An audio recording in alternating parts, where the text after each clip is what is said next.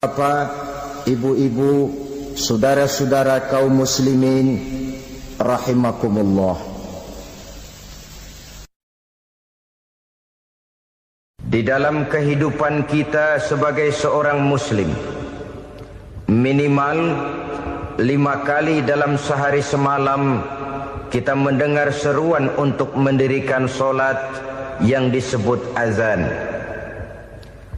Ada kalimat menarik di dalam kalimat azan itu, yakni seruan hayya 'alal falah, marilah menuju kepada keberuntungan, marilah meraih kemenangan. Seruan ini adalah kecenderungan dari setiap manusia, apapun warna kulitnya. Artinya, setiap orang dalam hidup selalu ingin meraih dan mencari kemenangan. Kemenangan akan melahirkan kepuasan batin, dan kepuasan batin memberikan kebahagiaan. Sedangkan kekalahan melahirkan penderitaan batin, dan penderitaan batin menjerumuskan seseorang di dalam berbagai bentuk kerugian. Jikalau inilah seruan azan, maka masalahnya ialah apa yang menyebabkan kita meraih kemenangan. Al-Quranul Karim memberikan tuntunan dan ajaran kepada kita bahwa orang-orang yang memperoleh kemenangan itu tidak lain adalah orang-orang yang bertakwa. Hanyalah mereka yang bertakwa kepada Allah Subhanahu wa ta'ala pada akhirnya akan tampil sebagai pemenang. Lalu siapa orang yang bertakwa itu? Dijelaskan dalam awal-awal Al-Baqarah, orang yang bertakwa yang akan meraih kemenangan.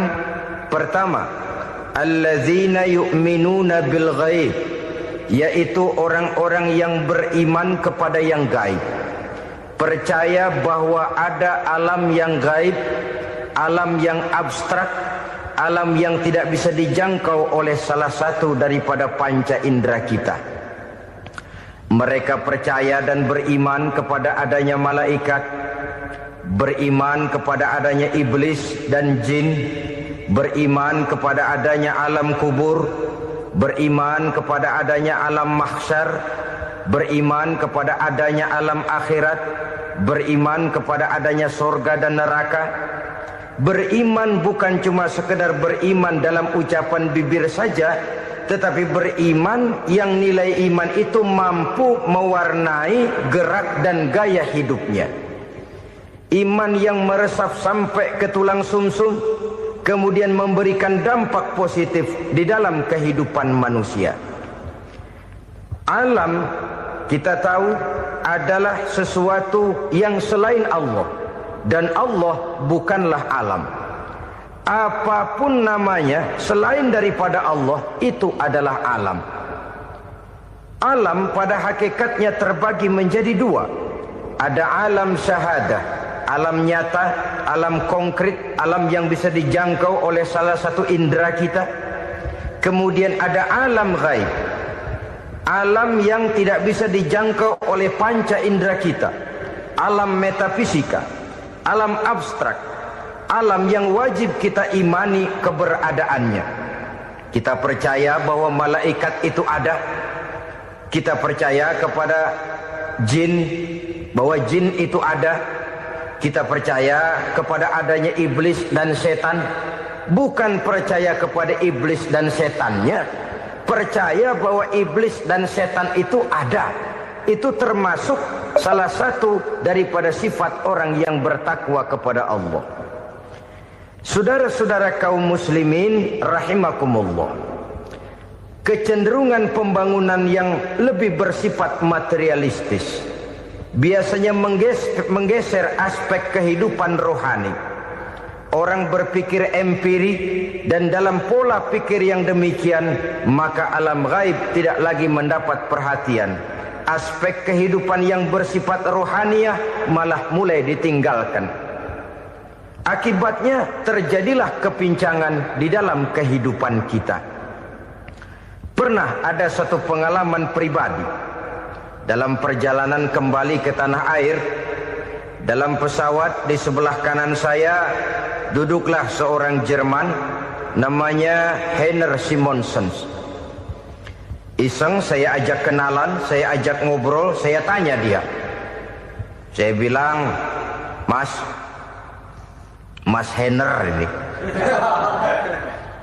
kalau pesawat yang kita tumpangi ini jatuh ke bawah, kira-kira apa yang bakal terjadi, Mas?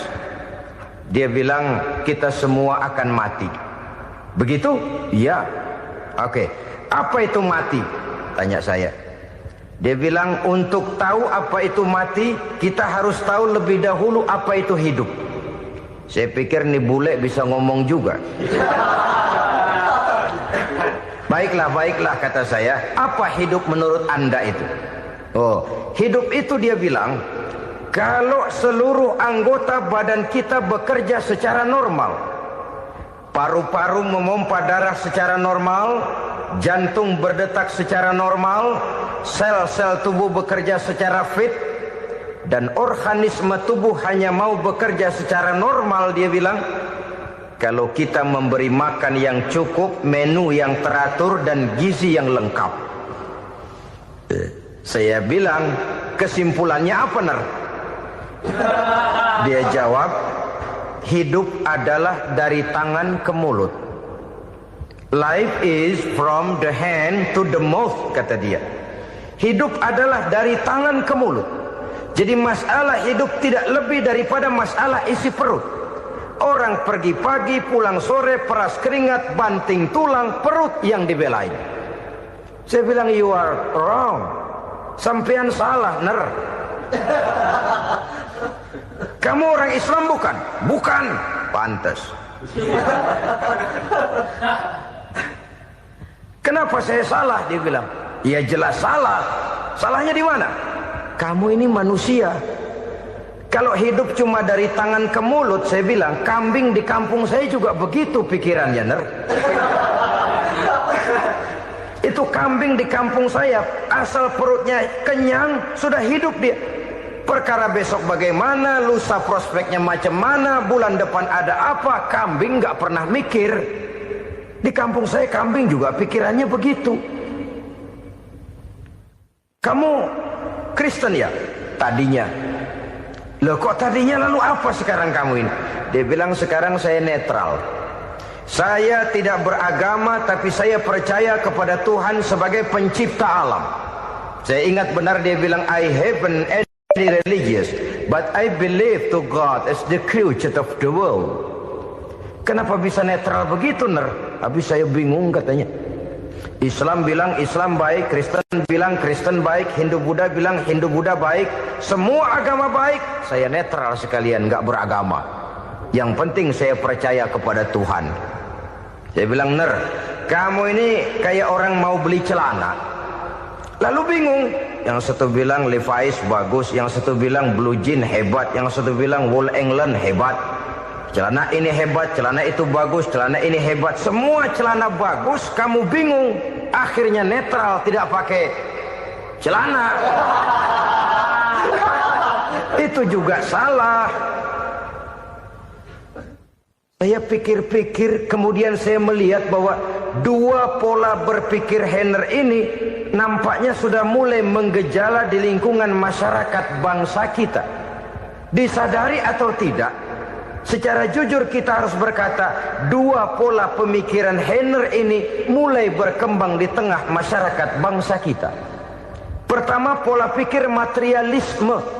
Hidup adalah dari tangan ke mulut. Masalah hidup tidak lebih masalah isi perut. Itu yang perlu dibela, dan disitulah arti kehidupan. Pergi pagi, pulang sore, peras keringat, banting tulang untuk mempertahankan perut.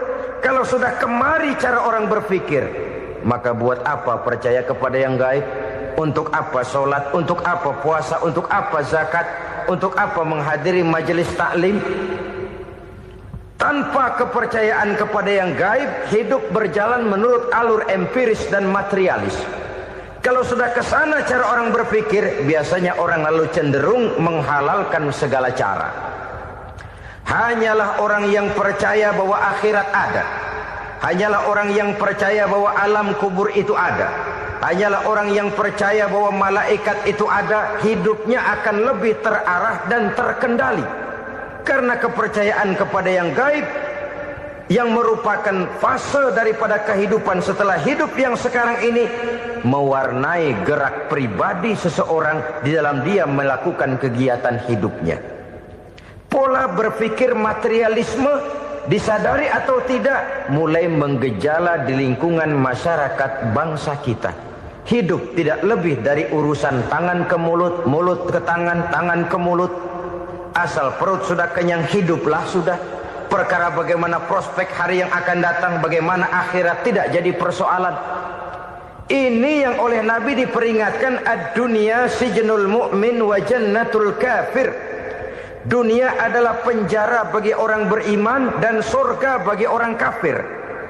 Dulu di zaman Belanda hadis ini pernah disalah tafsirkan, disalah artikan, digunakan sebagai senjata untuk mengkebiri dan membuat impoten umat Islam. Sudahlah umat Islam gak usah macam-macam, kata Belanda.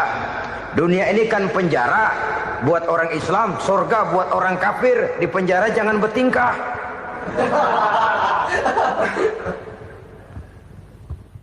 Pengertiannya tidak begitu. Dunia adalah penjara bagi orang mukmin. Artinya dalam kehidupan dunia seorang mukmin tidak bebas memperturutkan hawa nafsunya. Dipenjara hawa nafsunya itu. Sebaliknya surga bagi orang-orang kafir. Buat orang kafir surgalah dunia ini. Mereka bebas memperturutkan hawa nafsunya. Dilarang tidak terlarang, dicegah pun tidak tercegah.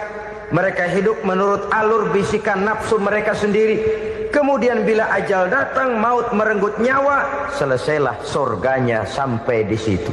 Maka bagi orang-orang yang tidak percaya kepada adanya akhirat, kepada adanya alam gaib, surganya sebatas umurnya. Sekali lagi, surganya sebatas umurnya. Bila umur selesai, ajal pun datang merenggut nyawa, selesailah sudah surganya sampai di situ. Alangkah pendeknya perjalanan orang-orang yang tidak percaya kepada alam gaib ini. Bagi kita mukmin, jikalau kita mampu memenjarakan hawa nafsu, kita bisa bahagia di dunia ini. Dan Islam memang tidak menyuruh kita sengsara di dunia. Raih dunia, kejar dunia, gapai dunia sebagai alat untuk mencapai kebahagiaan di akhirat nanti. Hidup adalah satu perjalanan panjang yang terbentang sejak kita terlahir dari alam rahim sampai kepada alam akhirat nanti. Andai kata kita gagal meraih kebahagiaan di dunia, toh kita masih punya akhirat. Tapi jangan jadi dalil yang melemahkan semangat. Biarin dah kita di dunia kebelangsak, yang penting akhirat. Akhirnya dunia benar-benar kebelangsak. Bagaimana dunia ini bisa kita raih, dan bagaimana meraih dunia untuk menunjang kepentingan akhirat nanti. Yang kedua, dari pikiran Heiner yang saya lihat menggejala di lingkungan masyarakat bangsa kita, timbulnya manusia-manusia netral. Seolah-olah Tuhan yes, agama no. Sama Tuhan percaya, agama ogah. Tuhan ngangguk, giliran agama godeng. Padahal hampir dalam setiap ayat dalam Quran, kata-kata amanu biasanya bergandeng dengan wa'amilus sholihat. Iman dan amal soleh. Ini sebagai isyarat Tuhan dan agama jangan pernah dipisah-pisah. Apabila kita bertuhan, maka kita harus beragama. Apabila kita beragama, maka agama itu harus bersumberkan dari Tuhan yang kita imani itu. Tidak mungkin kita pisah, Tuhan yes, agama no. Sama Tuhan percaya tapi agama bikin sendiri. Sembayangnya cukup bengong 2 jam madep ngulon.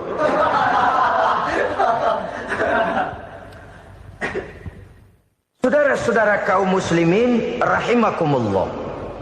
Jadi dengan demikian, agama yang kita akui merupakan unsur mutlak di dalam pembangunan sekarang ini, merupakan bagian dari kehidupan yang menuntun kita bahwa di balik alam nyata ini, di balik alam syahadah ini ada alam gaib.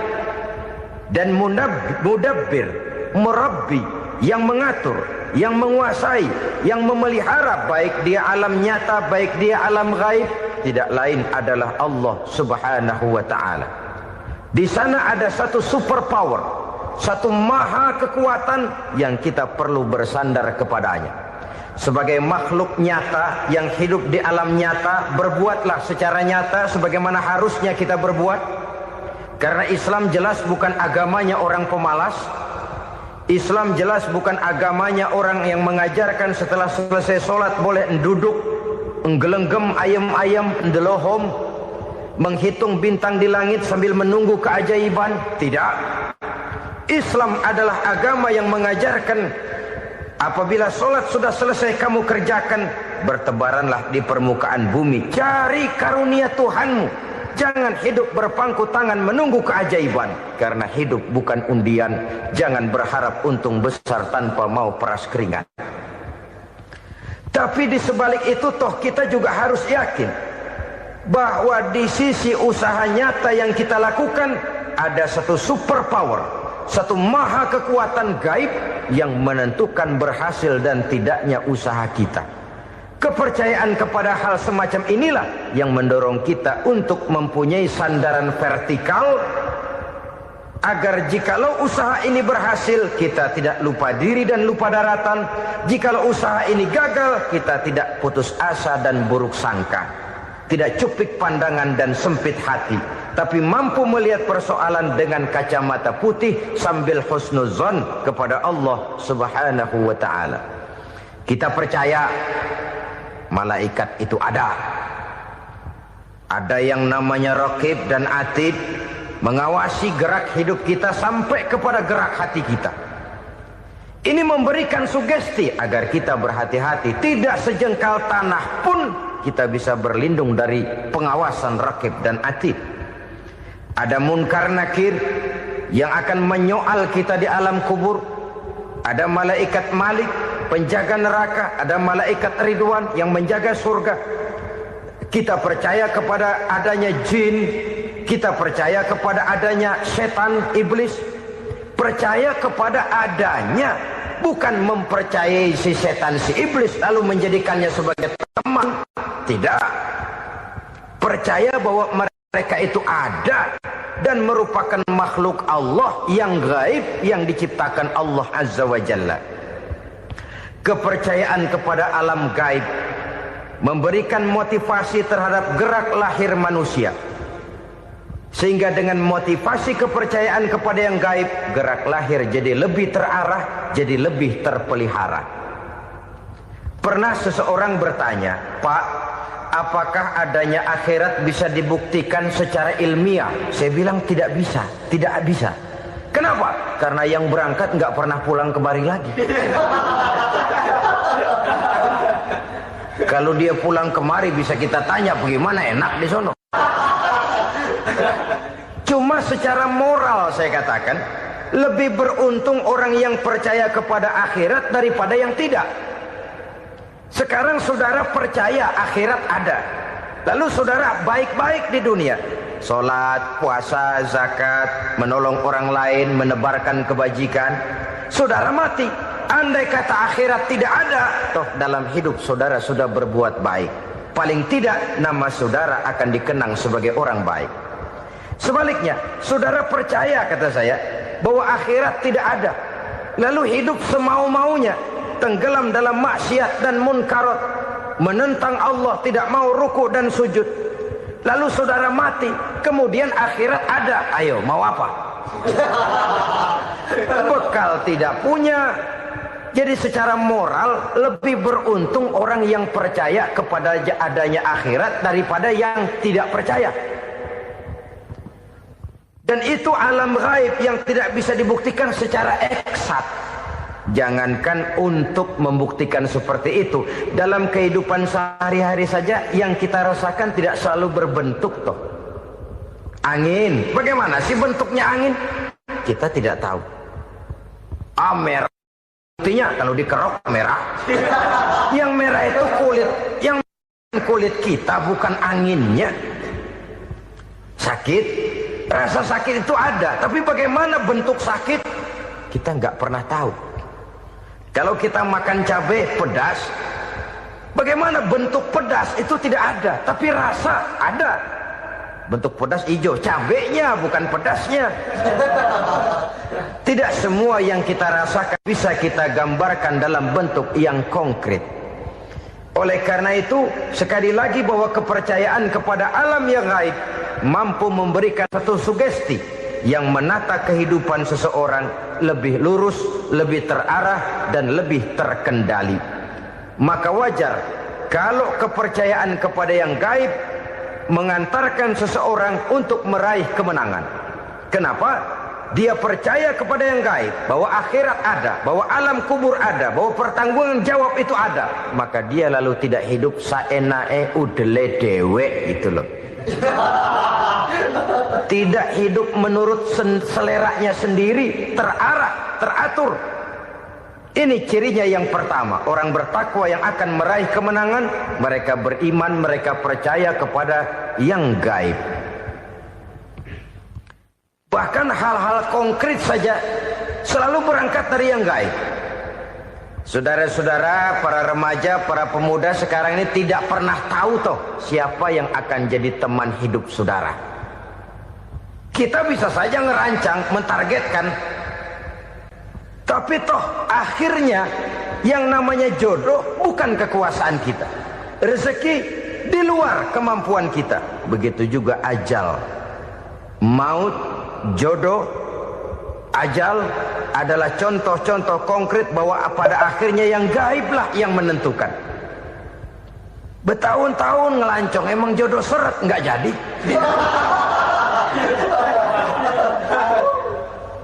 Begitu kenal baru setengah malam nginep ditangkap hansip.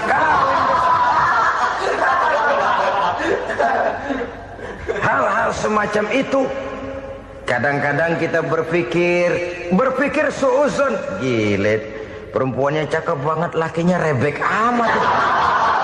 Memang begitulah jodohnya. Memang begitulah jodohnya. Saudara hadirin ma'asyiral muslimin yang saya hormati, jadi hal-hal yang konkret saja kita yakini sepenuhnya ditentukan oleh satu superpower yang gaib itu tadi. Dari sanalah segala ketentuan itu berangkat dan kesanalah segalanya akan kembali. Maka kepercayaan kepada yang gaib meluruskan gerak hidup seseorang dan itu akan mengantarkan dia kepada meraih kemenangan. Satu. Yang kedua, wa yuqimuna shalah.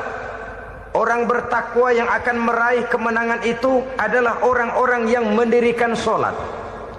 Kenapa sholat mengantarkan orang untuk meraih kemenangan? Yang jelas, inna sholata tanha anil fahsya'i wal munkar. Sholat mampu mencegah manusia dari perbuatan keji dan munkar. Banyak filsafat hidup yang terkandung di dalam sholat ini. Sejak kita wudhu sampai kita menghadap ke arah kiblat, sampai kita melakukan gerak-gerak sholat, bacaan-bacaan yang ada di dalam sholat, lalu sampai kepada mengucapkan salam. Banyak filsafat hidup yang terkandung di dalam sholat. Umpamanya saja, setelah takbiratul ihram mulai kita dengan sholat dalam posisi berdiri, diajarkan dalam kitab-kitab fikih agar kita melihat ke arah tempat sujud. Ini kan filsafat kehidupan. Kalau kamu sholat dalam posisi berdiri, lihat tempat sujud. Jangan sholat mata jelalatan, sebab nanti bisa mengurangi kekhusyuan. Jadi wajar kalau yang dikatakan bahwa yang paling afdol adalah shaf yang di depan. Kenapa? Secara harfiah pengertiannya akan lebih mengundang kekhusyuan. Kenapa? Kalau kita di shaf paling depan di masjid umpamanya paling banter kita lihat tembok. Tapi kalau kita shaf di tengah atau di belakang, orang-orang di depan kita pun akan kelihatan. Yang bajunya loreng, yang bajunya genggang, yang bajunya macam-macam. Kita lihat, kadang-kadang kita pikirin, ada yang bajunya bolong. Kita sholat tapi dalam hati, ini orang bajunya robek yang nggak tahu apa. Ada saja hal-hal yang mengusik kekhusyuan kita. Oleh sebab itu diajarkan dalam posisi berdiri, lihat, arahkan pandangan matamu kepada tempat sujud. Ini kan filsafat kehidupan. Maksudnya apa? Kalau lagi diri lihat dong tempat sujud. Kalau udah di atas ingat dong sama yang bawah. Kalau sudah tinggi ingat dong dari mana kamu berangkat. Kalau sudah berkuasa bantu dong yang lemah. Kalau sudah kaya santuni dong yang miskin. Kalau sudah alim bimbing dong yang awam. Ini filsafat kehidupan. Dalam posisi berdiri kau lihat tempat sujud. Ini akan melahirkan kepekaan sosial di mana seseorang mau tahu kepada orang lainnya. Bagaimanapun kaya kita, tinggi pangkat dan jabatan kita, jikalau hidup hanya untuk kepentingan perut sendiri saja, rasanya belum membawa manfaat di dalam kehidupan kita. Tapi efek yang tertinggi sesungguhnya, solat mencegah manusia dari perbuatan keji dan munkar. Perbuatan keji dan munkar walaupun kelihatannya mendatangkan uang, membawa keuntungan, tapi itu keuntungan semu, keuntungan sementara. Dengan menipu orang lain kita bisa dapat untung, tapi tidak membawa berkah. Dan itu adalah kerugian besar dalam kehidupan kita. Maka untuk meraih kemenangan harus dimulai dengan membentuk kepribadian yang tegar, memiliki sandaran vertikal yang langsung kepada Allah Subhanahu wa ta'ala. Dan itu hanya bisa kita tempuh melalui jalur ibadah formal yang sudah ditentukan Allah, yakni solat yang 5 waktu. Untuk memperkuat itu ada solat-solat sunnah, rawatib, nawafil sebagai terminal kontrol cadangan untuk memelihara stabilitas temperatur batin di dalam kita berhubungan dengan zat yang maha gaib, yaitu Allah Subhanahu wa ta'ala. Orang sering bertanya, Pak, itu tetangga saya nggak sholat, duitnya nggak habis-habis, Pak. Nggak sholat tapi mobilnya tambah terus. Nggak sholat tapi usahanya makin maju. Tapi di sisi lain ada orang yang rajin sholat, rezekinya butak bener. Anaknya mana kurus, mana korengan. Saudara hadirin ma'asyiral muslimin rahimakumullah. Harus saya katakan bahwa solat memang bukan untuk cari duit. Solat adalah sandaran vertikal kita kepada Allah. Sedangkan soal rezeki itu berkaitan dengan sifat Allah maha pengasih dan maha penyayang. Allah maha pengasih, siapapun dikasih kalau mau usaha. Allah maha penyayang, tidak semua orang disayang oleh Allah Azza wa Jalla. Dan belum tentu banyak harta itu merupakan nikmat. Mungkin juga istidraj. Artinya istidraj itu dikasih tapi diambulin, kalau bahasa Betawinya itu. Dikasih tapi diambulin, itu bukan merupakan nikmat sesungguhnya, lebih merupakan azab dari Allah Subhanahu wa ta'ala.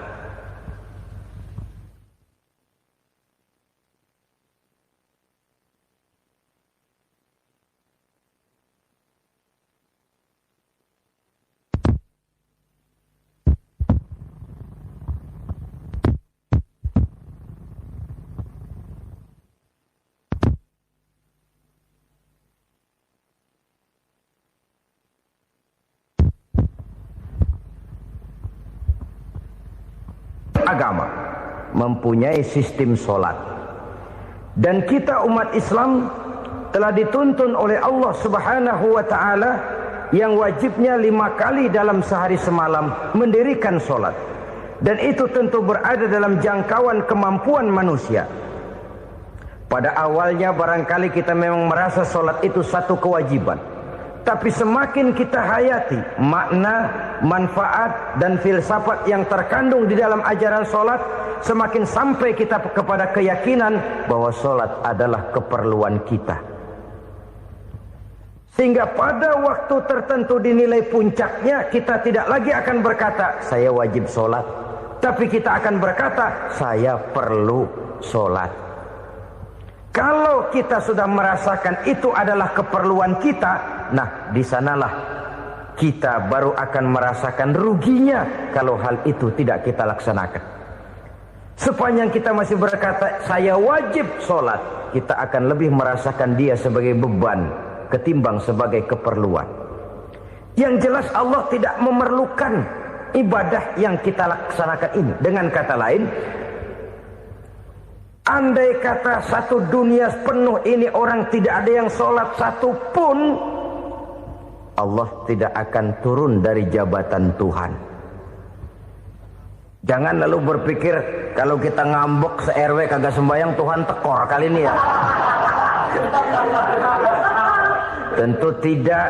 Itu perlunya kita, bukan perlunya Allah. Dan pada induknya kita akan berkata, saya perlu agama.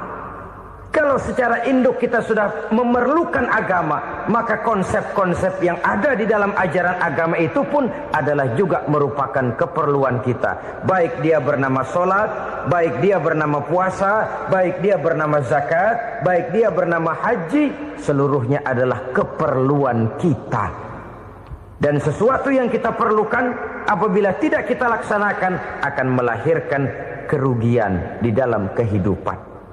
Jangan heran kalau kita membaca riwayat perjalanan hidup para salafus soleh, orang-orang soleh. Ada yang tahajud sampai 100 rakaat, ada yang sholat malam kakinya sampai bengkak. Kita sekalinya bengkak biri-biri. Ada yang sholat membaca surah dalam Al-Quran sampai khotam Quran. Kok mau? Mereka sudah merasakan itu keperluan. Itu saja soalnya. Satu saat pun jikalau kita merasa bahwa itu keperluan saya, kita pun akan melaksanakan seperti itu. Keperluan saya dalam kehidupan. Inilah yang kedua. Yang ketiga, orang bertakwa yang akan meraih kemenangan itu, wa mimma razaqnahum yunfikun. Mereka membelanjakan sebagian daripada rezeki yang diberikan Allah kepada mereka. Mereka infakkan di jalan Allah. Ada satu dialog menarik. Satu hari seorang anak muda bertemu dengan seorang kakek-kakek yang sudah dikenalnya baik.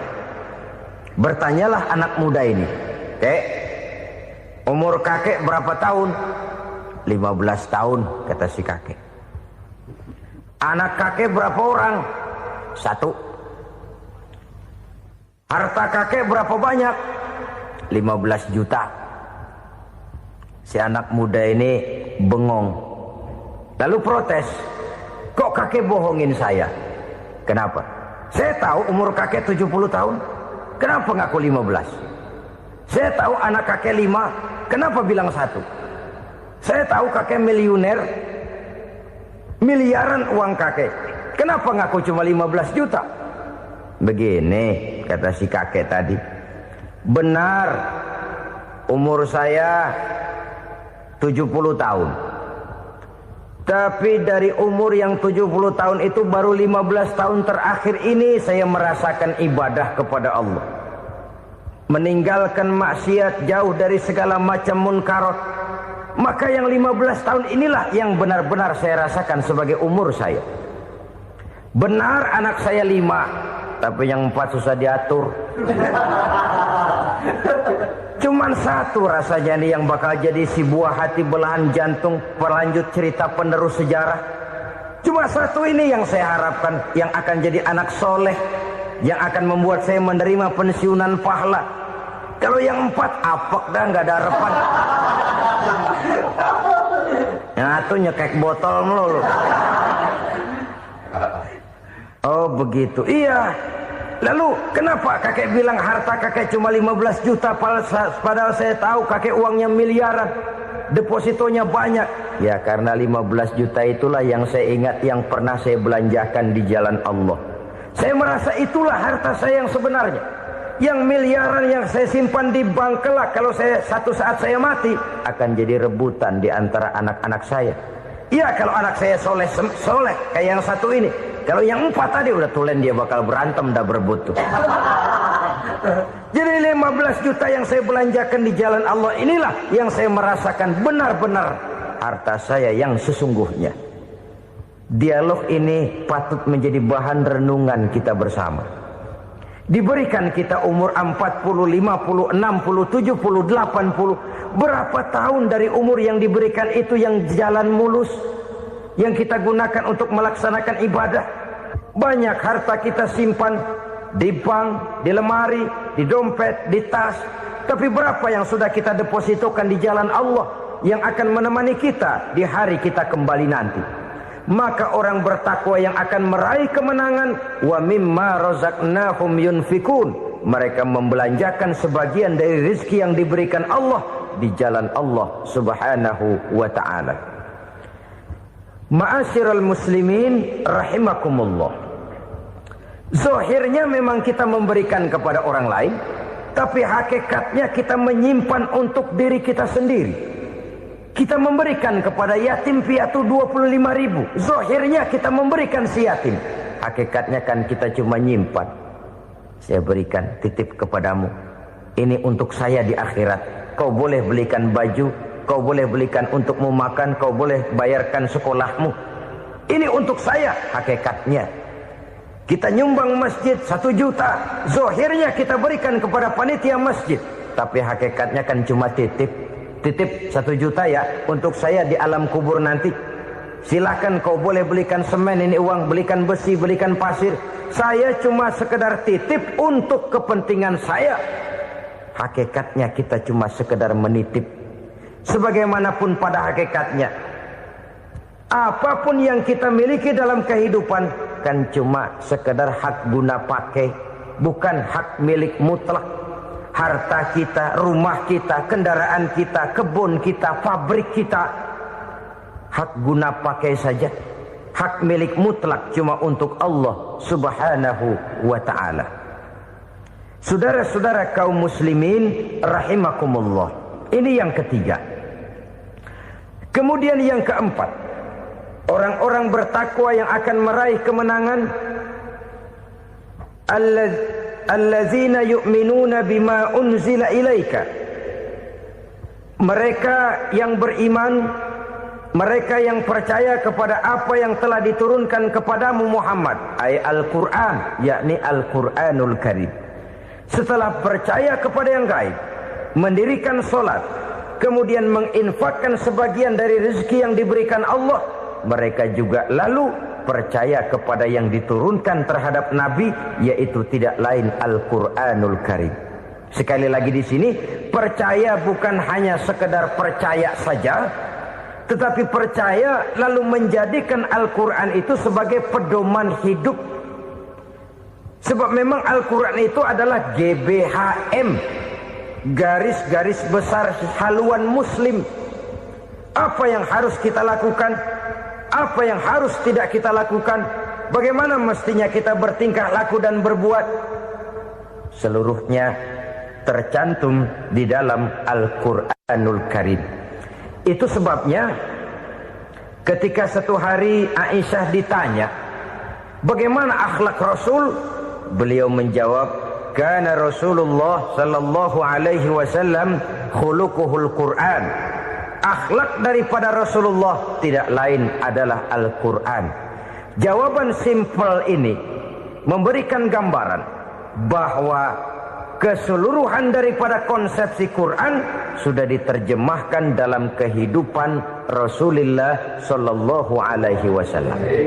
Karena kita tahu akhlak adalah keseluruhan dari gerak hidup manusia. Sejak ia berpribadi, berumah tangga, bertetangga, bermasyarakat, sampai kepada berbangsa dan bernegara, Al-Quran tetap memberikan sentuhan nilainya. Oleh karenanya, orang-orang yang bertakwa adalah orang-orang yang menjadikan Al-Quran sebagai pedoman dalam kehidupannya. Dan kita yakini Al-Quran diturunkan kepada Nabi Muhammad bukan merupakan produk Nabi Muhammad. Isi dan redaksinya langsung dari Allah Subhanahu wa ta'ala. Kemudian cirinya yang kelima, orang bertakwa yang akan meraih kemenangan itu, wa ma unzila min qablika. Tidak hanya sekedar percaya kepada yang diturunkan terhadap Nabi Muhammad, yaitu Al-Quran, mereka juga percaya kepada apa yang pernah diturunkan kepada para nabi, kepada para rasul sebelum Nabi Muhammad. Percaya kepada adanya suhuf, percaya kepada adanya Taurat, percaya kepada adanya Injil, percaya bahwa Allah dahulunya sudah menurunkan Taurat kepada Musa, percaya bahwa Allah sudah menurunkan Injil kepada Isa, percaya Injil ada, Taurat ada, diturunkan Allah untuk Isa dan Musa, tetapi tidak wajib mengamalkannya karena kita sudah diberikan Al-Quranul Karim. Ini yang perlu saya garis bawahi. Kita percaya Allah telah menurunkan Injil dahulu kepada Isa. Kita percaya bahwa Allah telah menurunkan Taurat dahulunya kepada Nabi Musa. Kadang-kadang ini dijadikan dalih, dikacaukan pengertiannya. Quran saja mengajarkan bahwa orang yang bertakwa harus percaya kepada Injil, maka pakailah Injil. Apalagi kalau ayat sebelumnya ditilap, dihapus, dihilangkan, Injilnya yang ditekankan, maka akan terjadilah penekanan yang salah arah. Karena salah arah akhirnya bisa merusak dan menghancurkan akidah. Ketika Rasul suatu saat pernah ditanya orang, "Ya Rasul, bagaimana sikap kita sebagai muslim terhadap Injil yang ada sekarang?" Beliau menjawab, "La tukadzibuhu jami'an wa la tusaddiquhu jami'an." Jangan didustakan seluruhnya, jangan juga dibenarkan semuanya. Artinya, ini sudah merupakan gambaran dari Rasul bahwa dalam Injil yang ada sekarang masih ada ajaran-ajaran tauhid yang dibawa oleh Nabi Isa dan diajarkan kepada umatnya. Tapi juga dalam Injil yang sekarang ini sudah terkena intervensi dan investasi manusiawi. Karena itu Rasul menyimpulkan, la tukadzibuhu jami'an wa la tusaddiquhu jami'an. Jangan didustakan semua, jangan dibenarkan seluruhnya. Kita memang percaya Allah telah menurunkan Injil kepada Nabi Isa dulu, tapi kita tidak wajib mengamalkan Injil. Kita percaya Allah telah menurunkan Taurat kepada Nabi Musa, tapi kita tidak wajib mengamalkan kitab ajaran Taurat. Yang wajib kita percayai dan kita amalkan hanyalah Al-Quranul Karim. Kenapa? Oleh karena baik yang ada di dalam Taurat, baik yang ada di dalam Injil, tentu tercakup di dalam Al-Quran sebagai kitab terakhir yang diturunkan oleh Allah Subhanahu wa Ta'ala. Dan itu wajar. Kalau seorang pejabat mau mengeluarkan satu keputusan baru, tentu dia harus meninjau keputusan-keputusan lama. Andai kata dianggap tidak berlaku, dianggap tidak relevan lagi, maka keputusan-keputusan lama itu tentu sudah dianggap tidak berlaku. Sebagian daripada aturan-aturan dalam keputusan lama yang masih dianggap relevan tercantum dalam keputusan baru yang wajib diamalkan. Begitulah hubungannya antara Al-Quran, Taurat, Zabur, dan Injil. 4 kitab samawi yang diturunkan Allah masing-masing kepada Zabur untuk Nabi Daud, Taurat untuk Nabi Musa, dan Injil untuk Nabi Isa alaihi wassalatu wassalam. Ketiga-tiga kitab itu kita percayai adanya. Kita yakini Allah telah menurunkan Zabur, Taurat, dan Injil. Tapi kita tidak wajib mengamalkannya. Yang wajib kita mengamalkannya sekarang ini tidak lain hanyalah Al-Quranul Karim saja. Karena ia mencakup apa yang ada di dalam Zabur, apa yang ada di dalam Taurat, dan apa yang ada di dalam Injil. Keotentikannya bisa dipertanggungjawabkan. Ya, tapi kan Nabi Muhammad sudah mati 14 abad yang lalu, dan di zaman beliau Al-Quran kan belum dikodifikasikan, belum ditulis. Bagaimana keotentikannya bisa dipertanggungjawabkan? Mudah saja. Allah berjanji, "Inna nahnu nazzalna dzikra wa inna lahu lahafizun." Kami yang menurunkan Al-Quran dan kami yang akan menjaga dan memeliharanya. Allah turunkan Quran, Allah menjaganya. Bagaimana cara Allah menjaga Al-Quran itu? Banyaknya orang-orang yang hafaz Al-Quran. Hafaz Al-Quran 30 juz, 114 surah, 6.666 ayat. Sehingga jangankan satu kata Jangankan satu ayat, satu kalimat saja berubah, sudah akan timbul reaksi dan mudah dimengerti. Kenapa? Banyak orang-orang yang hafaz Al-Quran. Sedangkan pada setiap akhir tahun biasanya malaikat Jibril selalu mengadakan checking terhadap ayat-ayat yang diturunkan pada waktu itu. Di zaman Nabi sendiri sudah ada usaha kodifikasi. Dan yang lebih luar biasa lagi, sampai hari ini tidak seorang pun mampu membuat satu ayat saja semacam Al-Quran. Ke bahasa manapun dia diterjemahkan, naskah aslinya tetap ikut. Rujukan dasarnya tetap ada. Berdasarkan itu, maka tidak mungkin terjadi penyelewengan terhadap atau pemalsuan terhadap ayat-ayat Al-Quranul Karim. Kesuciannya, keotentikannya, kemurniannya bisa dipertanggungjawabkan. Ma'asyiral muslimin rahimakumullah. Oleh karenanya, konsepsi dasar daripada ajaran Islam ini memang tidak lain adalah Al-Quran dan Sunnah. Isi daripada agama Islam yang merupakan iman, Islam dan ihsan, konsepsi dasarnya tidak lain adalah Al-Quran dan Sunnah Rasulullah Sallallahu Alaihi Wasallam. Maka yang kita perlukan sekarang ini adalah terjemahan Al-Quran di dalam kehidupan kita. Dengan demikian, maka gaya kehidupan yang lebih Qurani itulah yang kita dambakan. Kita perlu memang terjemahan Quran dalam bahasa Inggris, dalam bahasa Belanda, dalam bahasa Jepang. Tapi yang lebih kita perlukan adalah terjemahan Quran di dalam kehidupan kita. Konsekuen, tidak memanipulasi, ringan sama kita jinjing, berat sama kita pikul.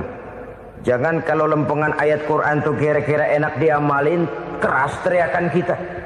Giliran kira-kira ayat Quran itu mukul kepala kita sendiri, diam kita. Itu ciri yang pernah disindir Allah dalam awal-awal Baqarah juga. Ciri beragamanya orang yang munafik. Kullama adha'a lahum masyawfi, kata Allah. Wa iza azlama alaihim qamu. Apabila terang mereka jalan, apabila gelap mereka berhenti. Artinya, kalau kira-kira di Islam nguntungin, rame-rame pada teriak Islam. Tapi ketika diminta untuk berjuang, ketika dituntut untuk berkorban, rame-rame mengundurkan diri. Nasib agama tidak ubahnya seperti daun pisang yang dikait orang di tepi jalan lantaran tak berpayung di ketika hari hujan. Manakala hujan usailah sudah, daun itu pun dicampakkan di tepi jalan, diinjak pula orang nan lalu. Artinya, orang menjadikan agama cuma sebagai lipstick, decoration only, tidak konsekuen. Hanya pada saat-saat kelihatannya Islam membawa keuntungan, rame-rame orang teriak-teriak tentang Islam. Tapi jikalau diminta berjuang, jikalau dituntut untuk berkorban, biasanya rame-rame juga mengundurkan diri. Jangan heran kalau mayoritas hitungan kita, tapi minoritas peranan kita. Kuantitas kita dalam jumlah, tapi dalam kualitas kita lebih sering jadi penonton daripada jadi pemain. Padahal itu sangat tidak boleh terjadi. Umat Islam di Indonesia harus bangkit. Umat Islam di Indonesia harus sadar akan keberadaannya. Tidak boleh hanya jadi penonton berpangku tangan. Karena memang agama kita juga mengajarkan untuk konsekuen di dalam menjabarkan ajaran-ajaran daripada agama kita. Kita sering jatuh menjadi umat yang lemah. Oleh karena kita ini tidak pandai menggalang kebersamaan yang diakibatkan tidak konsekuennya kita. Diistilahkan bahwa umat Islam di dalam menggalang kebersamaannya itu harus seperti orang main sepak bola. Saudara-saudara kan tahu orang main sepak bola itu.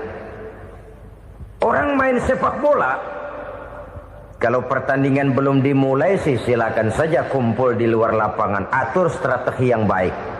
Tapi kalau pertandingan sudah dimulai, turun ke lapangan hijau, jangan kumpul terus. Ada sepak bola gotong royong, mundur-mundur rame-rame, depan ke depan kumpul melulu mainnya. Kalah. Orang main sepak bola itu ya harus ada penyerang tengah, harus ada penjaga gawang, harus ada strikernya, harus ada kiri luarnya, kanan dalamnya yang jadi backnya.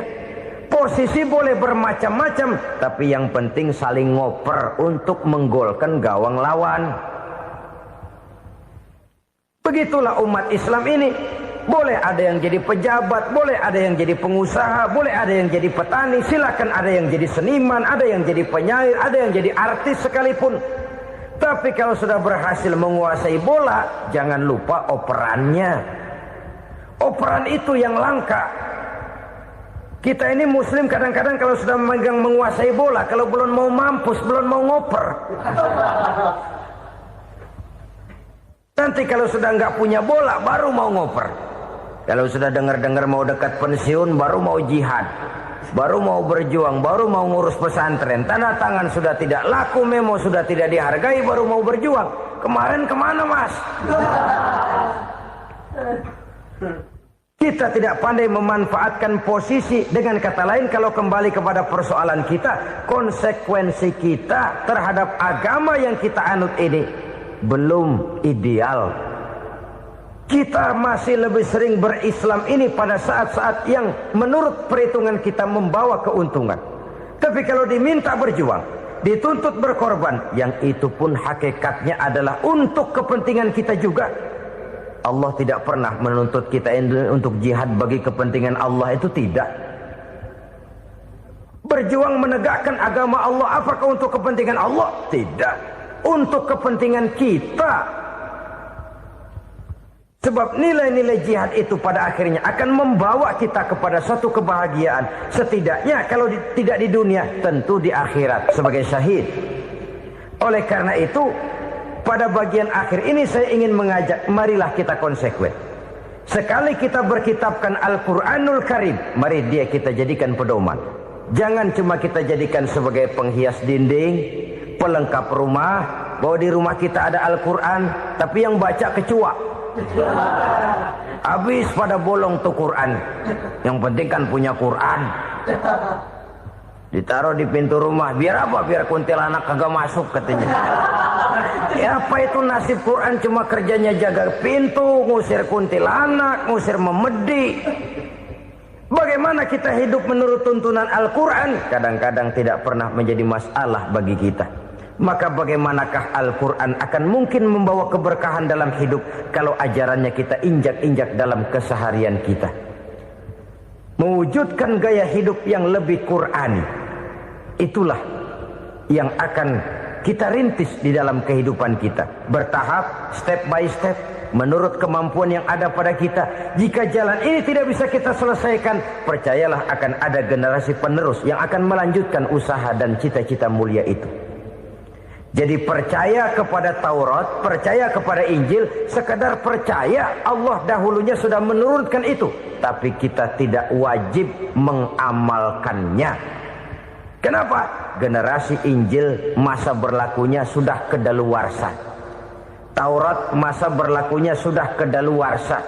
Injil pernah berlaku untuk orang Nasrani di zaman Nabi Isa.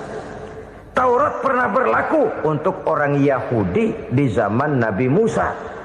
Setelah generasinya berlalu, datang Rasul penutup yang membawa Al-Quranul Karim. Maka Al-Quran itulah yang berlaku menjadi pedoman sampai hari akhir nanti. Jangan jauh dari Al-Quran, karena apabila ini kita lakukan, maka kita akan kembali kepada satu gaya hidup yang jauh dari tuntunan agama. Dan itu artinya kita akan semakin jauh untuk meraih kemenangan. Saudara-saudara kaum muslimin rahimakumullah. Yang keenam, yang terakhir, orang-orang bertakwa yang akan meraih kemenangan itu wabil akhirati hum yuqinun. Mereka percaya, mereka yakin seyakin-yakinnya akan adanya hari akhir, di mana seseorang akan mempertanggungjawabkan seluruh perbuatannya di dalam hidup ini. Dan tidak ada satu perbuatan yang bagaimana kecilnya sekalipun yang tersembunyi dalam pandangan manusia yang tidak akan dibukakan persoalannya di mahkamah Qadi Rabbul Jalil di akhirat nanti. Itulah sebabnya maka percaya kepada akhirat disebut secara khusus. Padahal di awal tadi sudah dijelaskan yu'minuna bil ghaib, percaya kepada alam gaib, dan alam gaib ini termasuk akhirat. Kenapa pada bagian akhir disebut lagi akhirat? Karena ternyata bahwa kepercayaan kepada adanya akhirat merupakan induk dari kepercayaan terhadap adanya malaikat, setan, jin, dan lain sebagainya, dan akan lebih memberikan sugesti dalam kehidupan manusia untuk meluruskan gerak hidupnya. Jikalau satu saat tergerak hati akan berbuat kejahatan, ingin mencuri, sadarlah, awas ada akhirat. Sebab kalau kita cuma teriak awas ada polisi, itu cuma tertunda sementara, begitu polisi meleng, embat. Kalau kita ingin berbuat jahat cuma berteriak awas ada hansip, cuma sementara ketika hansip itu ada. Tapi kalau ceritanya awas ada akhirat, mau menyeleweng awas ada akhirat, mau berjudi awas ada akhirat, mau mencuri awas ada akhirat. Keyakinan yang akan meluruskan gerak hidup manusia sehingga gerak itu jadi lebih terarah dan terkontrol, tidak merugikan baik diri sendiri, lebih-lebih orang lain. Ternyata bahwa kepercayaan kepadanya adanya hari akhirat sanggup menjadi sumber daya kontrol dari kehidupan manusia, sehingga ia tidak terjebak dalam perbuatan maksiat dan munkarat. Saudara-saudara kaum muslimin, inilah saja yang kita bicarakan pada pertemuan kali ini. Semoga Allah subhanahu wa ta'ala memberikan kekuatan zahir dan batin kepada kita untuk dapat meraih kemenangan dengan beriman kepada yang gaib, mendirikan solat, membelanjakan sebagian dari rezeki yang diberikan Allah, percaya kepada Al-Quran, beriman kepada kitab-kitab yang diturunkan sebelum Al-Quran, lalu meyakini adanya hari akhirat. Terima kasih atas segala perhatian. Mohon maaf atas segala kekurangan. Usikum wa nafsi bitaqwallah. Wassalamualaikum warahmatullahi wabarakatuh. Wala taqulanna lisai'in inni fa'ilun zalika ghadan illa ayyasa Allah wa zakur rabbaka iza nasita wa qul asa ayyahdiyani rabbi li aqraba min hadza rasada wa labisu fi kahfihim salasamin sinina wazdadu tis'an Qulillahu a'lamu bima labisu lahu ghaibus samawati wal ardu absir bihi wa asmi ma lahum min dunihi min wali wa la yusriku fi hukmihi ahada watlu ma uhiya ilaika min kitabi rabbika la mubaddila likalimati walan tajida min dunihi multahada. Pakai lagi, Dek, pakai lagi. Dek, pakai lagi. Wasbir nafsaka Pakai Bapak, pakai Bapak. Pak, pakai besi, Pak. Betulin kepala Bapak, coba lah. Ke atas. Rabbahum bil wadati wal asi yurihim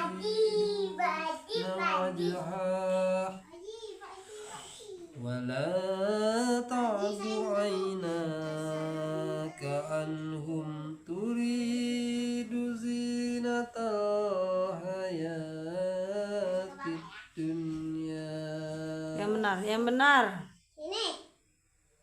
ولا Yang benar, lihat kening tuh, lihat keningnya nggak benar itu.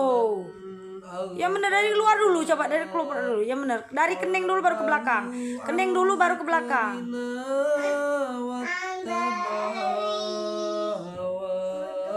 Nah, baran pinter, masya Allah. Dah, petik boneka, cepat ke sana. Pak Haji, udah taruhlah ke bapak tuh. وقل الحق من ربكم فمن شاء فليؤمن ومن شاء فليكفر إنا Salam. أعتدنا للظالمين Salim apa itu? Assalamualaikum.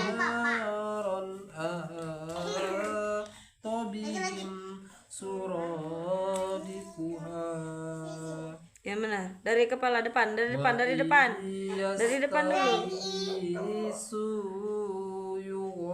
Ah, masya Allah, nak soleh udah.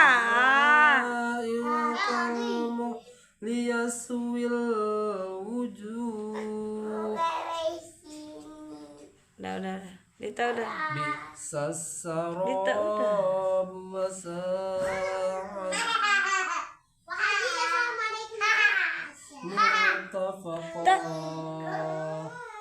Awas adik keciklak. Innallazina amanu wa amilus solihati inna la nudi'u ajra man ahsana amala ulaika lahum jannatu adnin tajri min tahtihimul anharu yuhallawna fiha min asawira min zahabin wa yalbasuna siyaban hudran min sundusin wa istabrakim muttaqiina fiha 'alal araiki ni'mas sawabu wa hasunat murtafaqa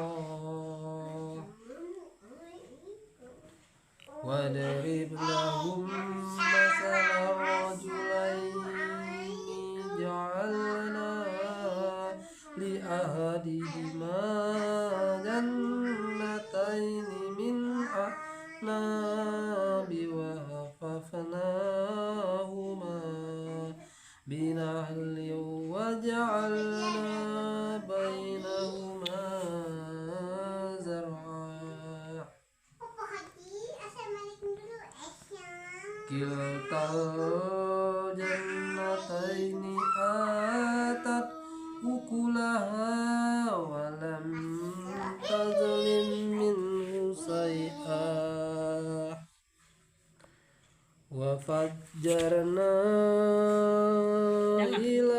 ilahauma nahara wa kana lahu samaru faqala li sahibihi wa huwa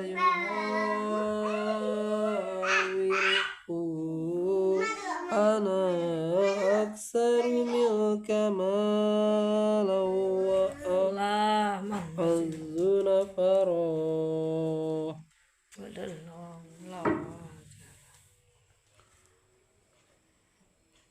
wa dakhala jannatahu wa huwa zalimun li nafsihi qala ma azunnu an tabi Baca doa. Belum selesai sholat. Baca doa. Zikir tadi. Subhanallah 10 kali. الساعة قائمة ولئن رددت إلى Tadi sayang, belajarin boneka tuh disayang. لأجدن خيرا Doa, tangan berdoa. Tangan berdoa, dengar. قال له صاحبه Kepala tuh nak. La ilaha illallah. Kita. أكفرت بالذي خلقك من Capek. تراب ثم من نطفة Apa doa apa yang kau baca tadi? سواك رجلا Oh, belum ya. لكن Pencet, gigit itu. ربي ولا أشرك بربي أحدا ولولا إذا دخلت جنتك قلت ما شاء الله لا قوة إلا بالله إن ذرني أنا أقل منك مالا وولدا Sedekahlah. Sedekahlah. Sedekahlah. Pelan-pelan. Azim. Udah. Udah.